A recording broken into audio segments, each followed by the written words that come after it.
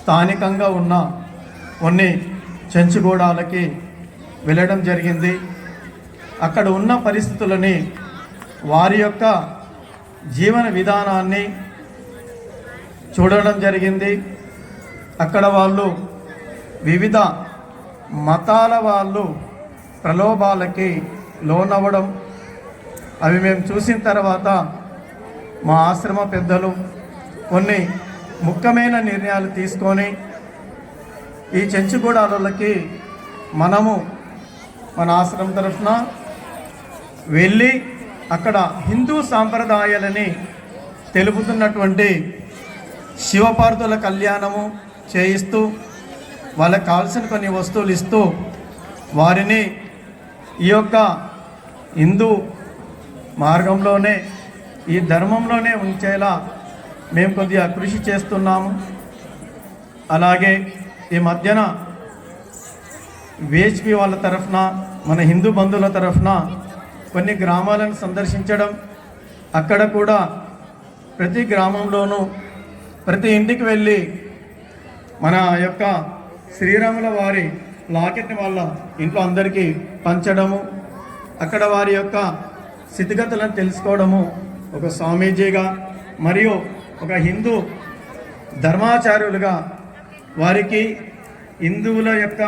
హిందూ సాంప్రదాయం గురించి వివరిస్తూ మన ఔన్నత్యాన్ని తెలుపుతూ ప్రతి ఇంటికి మేము వెళ్ళడం జరిగింది. ఈ క్రమంలోనే కొందరు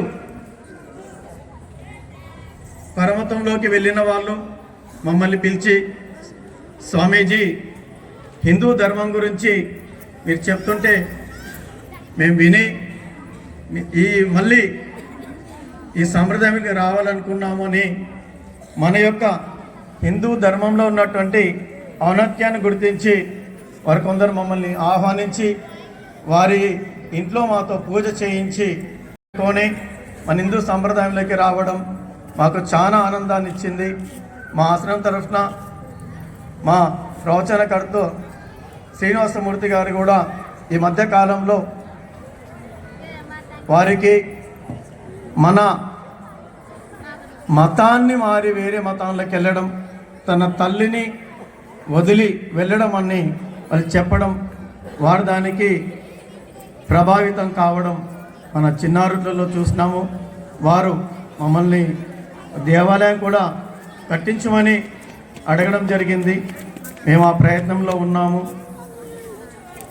మా వంతుగా, మన వంతుగా మనమందరము హిందూ సాంప్రదాయాలను పాటిస్తూ చక్కటి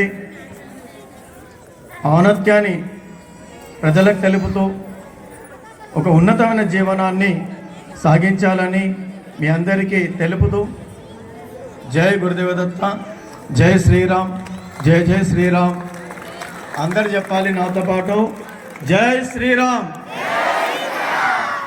శ్రీరామ్ అని చెప్పేటప్పుడు పిడికిలు బిగించాలి, పైకి చెప్పాలి, జై శ్రీరామ్, జై శ్రీరామ్.